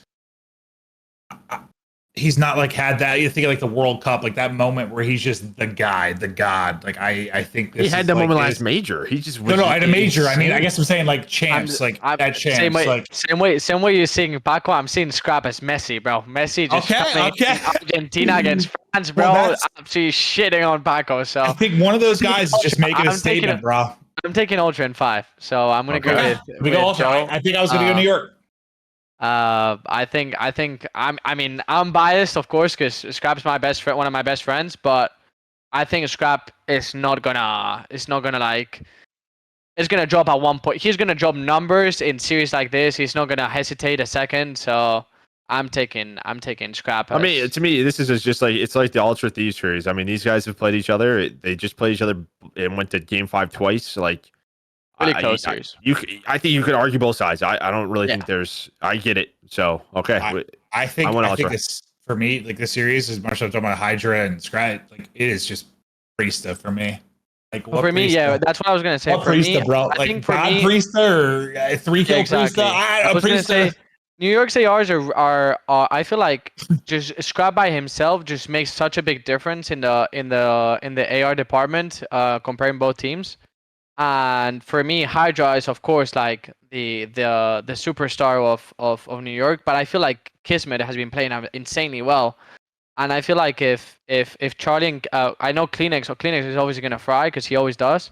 But I feel like if Charlie's dropping that like that one KD, you know what I'm saying, not getting absolutely shit on, but still doing his thing. I feel like better with tournaments too. It feels like he's better on LAN for sure because he's better on LAN. So I'm just thinking, I muted myself. I feel like Toronto just has that like sub edge, like the AR edge in my opinion. So. My opinion, there's just a better team. I feel like obviously like both games in Major 5 were a banger, so I'm expecting a banger anyways. It could go either way, but I think I'm taking Ultra. Okay, we're going Ultra 3 too. Yeah, I think we're talking like consistency over the past couple of months. It's easy to take Ultra. It's just that like, of course, yeah. Just seeing New York just win. It's just tough not to. Wow, what do we got? A little Cold War rematch, best of 9. I mean, this final could actually be fucking godlike, so it's Hardpoint S&D control, Hardpoint S&D control. I don't know what a best of 9 even looks like. Let me look at the schedule. Because I'm trying to think in how many maps. I think I know who's gonna take it, but I'm thinking on how many maps. They don't even have it on here. Like what it would look like. I mean, I'm trying to think. I could look at last year's, I guess. I think it's S&D Hardpoint S&D at the end. So the last two you are adding is an it was a normal best of 5, and you added on Control S&D Hardpoint S&D, no? I think so. Control S&D Hardpoint S&D. Yes. Yeah. Because it was what? I'm thinking FaZe in 7.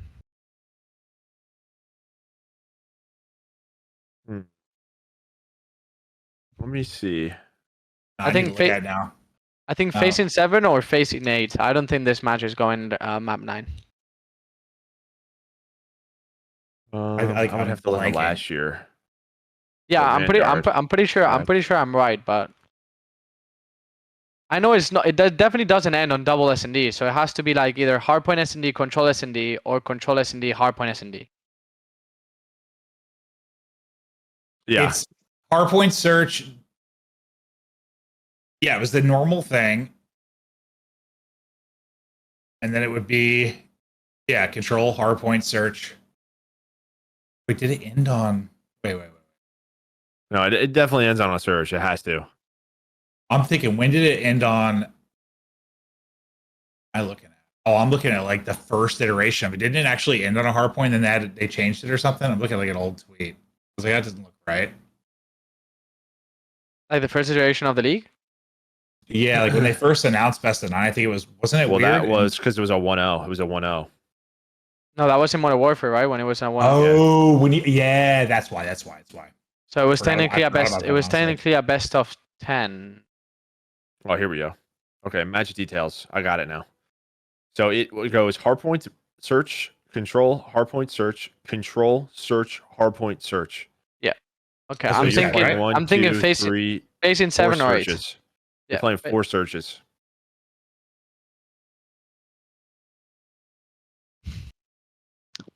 I mean, I think if this is a matchup, yeah, I think I'd probably go FaZe.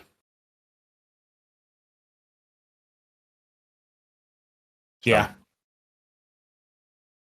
It's just tough. I think it's gonna be a banger, but like a 5-3 or something like that. I mean, this is just map pool. This is where it comes down to the nitty gritty. And I feel like FaZe's map pool is really really strong. It's been the whole year, I feel like, and they've only had like one, like I think one ban on search all the time, which is Fortress. But of course, Yeah, like if they go through Hotel. winners, they get that out. Yeah, you get Hotel, Embassy, Mercado, and a CeeLo search. I mean, you'd have their best searches. Yeah, exactly. And it's not like they're playing against New York. I feel like New York is the only team that has really shown that like they've shown they're superior in S&D against FaZe. I think that's the only team the whole year. I think it boils down to this. Like FaZe were, for FaZe standards, pretty dog shit to respawn this year until the past like month, right? Like they were 30 and 39 or 38 in hardpoint at one point, which was just laughable for this team. It just comes down to me, like if we are, or whoever, if you are convinced by their last, like when you think of just the qualifier and from stage 5, if you think those improvements they had in respawn were real, they should win the tournament. Yeah. If you don't think it was real, maybe it's a good stretch, then okay, maybe not. But like, if they really did improve in the respawns, then yeah, I mean they should probably be the favorite. Yeah, the other thing too, I'm looking at the matchups. I mean, FaZe are 10-3 versus Ultra in hardpoint on the year. That's even massive. when they were bad at hardpoint too. Right, that's like, what I mean. They weren't even great, which is what. Give me 5-3. Give me a 5-3. Yeah, I think they finish it on the hard point. And what's the stat for like Simp now on a BZ? Like the stupid one it's for Simp, right? I mean, if they win this champs, it's 3 rings, and they've been in every single finals of every single champs they've played. Yep.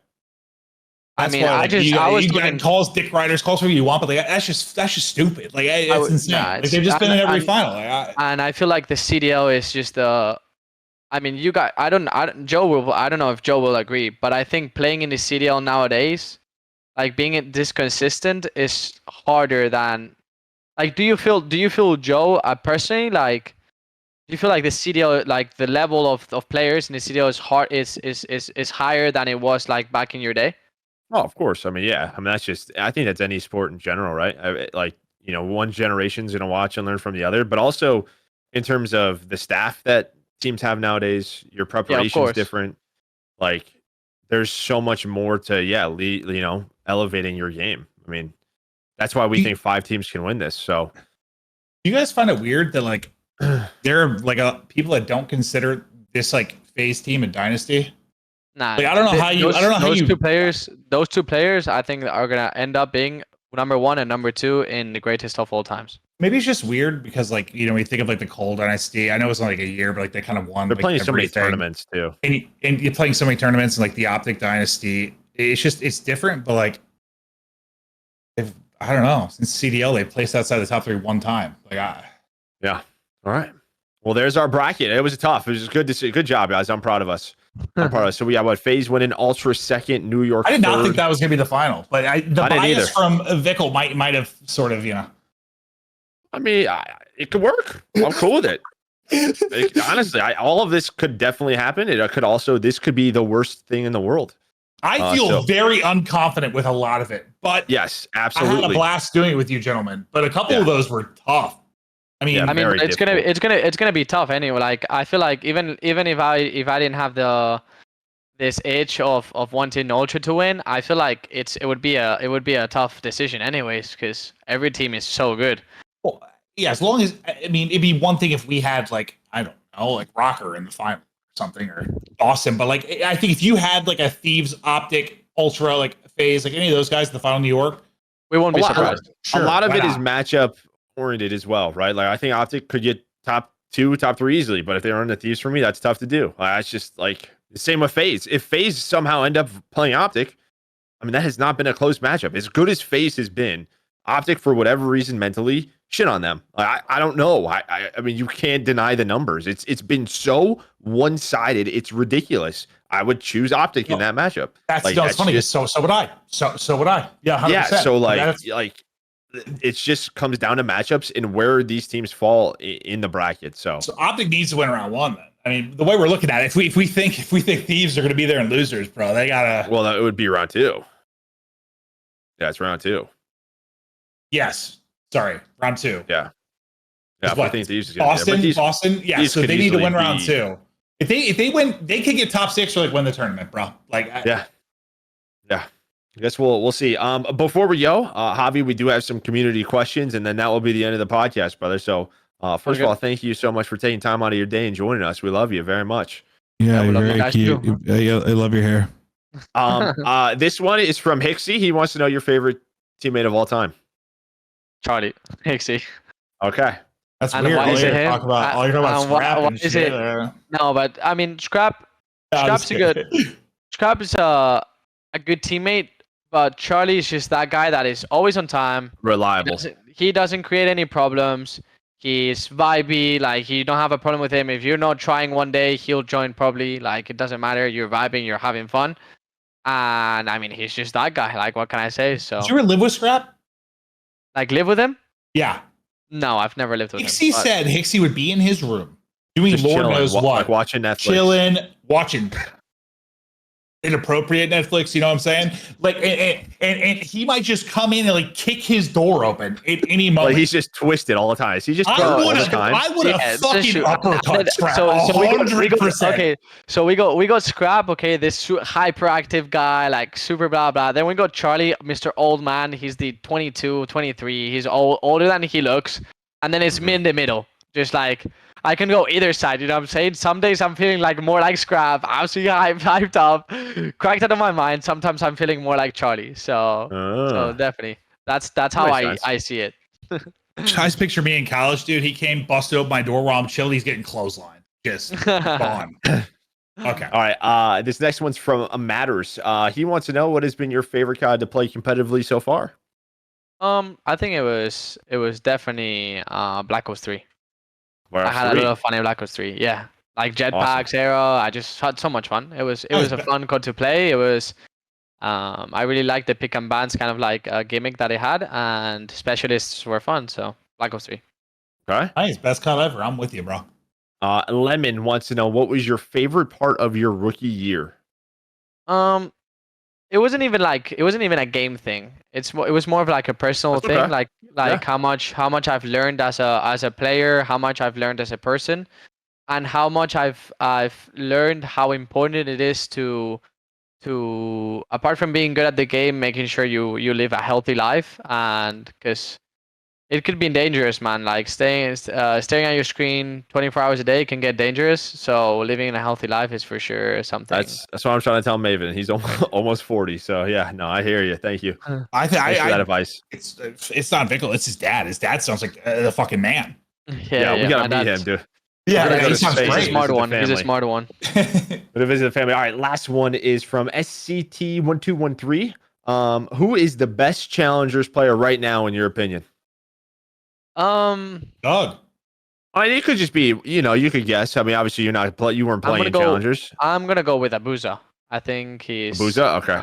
Yeah, I think they just won the last major. They weren't Mhm. able to play in the Texas major because one of them had an injury. So, I feel like they're winning Challenger Champs, and I'm thinking Abuza has just been the best.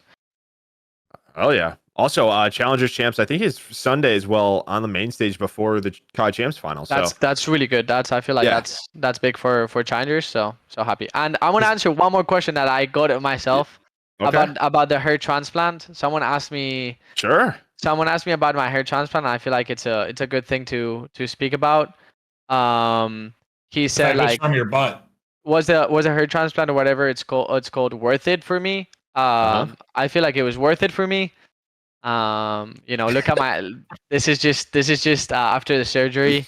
Yeah, they poke all the little holes in your head. Exactly. So yeah, for me it was worth it. Of course, like full results don't really, you don't see them until a year in. I'm only 6 months in, pretty much nearly. But yeah, man, it's looking good. I'm happy. So if anyone is looking forward to have something similar done, Joe, I mean, my DMs are open on Twitter, so I'm gonna be the bald duo of Maeve. Honestly, I'm sick of having hair. Honestly, did it like? I know it.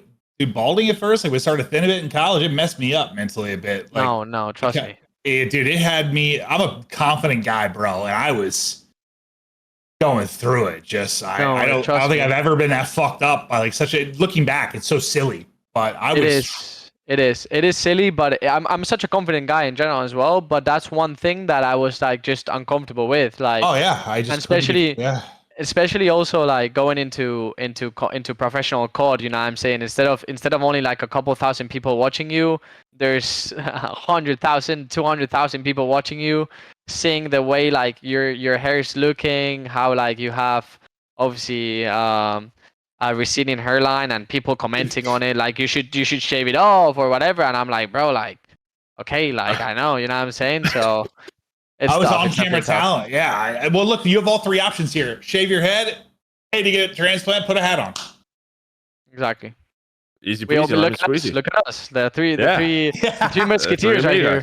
Exactly. Hey, seriously, thank you for coming on. It was really cool to hear your story. Thanks for doing the champs predictions. It was a whole lot of fun. I think Joe and I would love to spend more time gaming with you, like in the off season and stuff. Yeah, 100%. And where can people find you, Javi, if they want to watch your stream? So yeah, it's Vikul JM for both Twitter and Twitch. I'm live every morning from 8:30 a.m. until more or less 1:30, 2 p.m. I stream around 5 to 6 hours a day. And I think I've been on the same schedule for the past 4 months, so I think I'm quite reliable. I think Joe can approve. Yep. So approved. Until you go back to Spain, dude. When I go back to Spain, I'll be the same schedule. Hopefully, Joe. Yeah. I'll be doing stream from 2 p.m. till 8 p.m. my time, which makes it be the same times. Same time. Perfect. Hopefully Joe has a spot on the Warzone squad. You know what I'm saying, for me, so I can learn some Warzone rank. I've never been to Spain. Would you have a vibey trio? This trio would have a fucking blast. Yes, 100%. We'd have TP and like go to rotate. Like, I didn't know he was British. But yeah, we're gonna come visit the fam as well in Spain for sure one day. Gotta put that on the list. 500 meters of the shore of the beach. You know how it is. Let's get it. Hey, Javi, thank you again. Maeve, and take us away with your usual bullshit. Listen, I'm going to go fucking destroy demons on Diablo 4, but I'm really excited for champs. Everybody, if you are going or watching at home, it's going to be one hell of a show. We think 5 teams got a chance to make it. Everyone have a glorious evening. Eat some pizza. Kiss your loved ones. Pet your dogs. Slap your ass. Have a good one.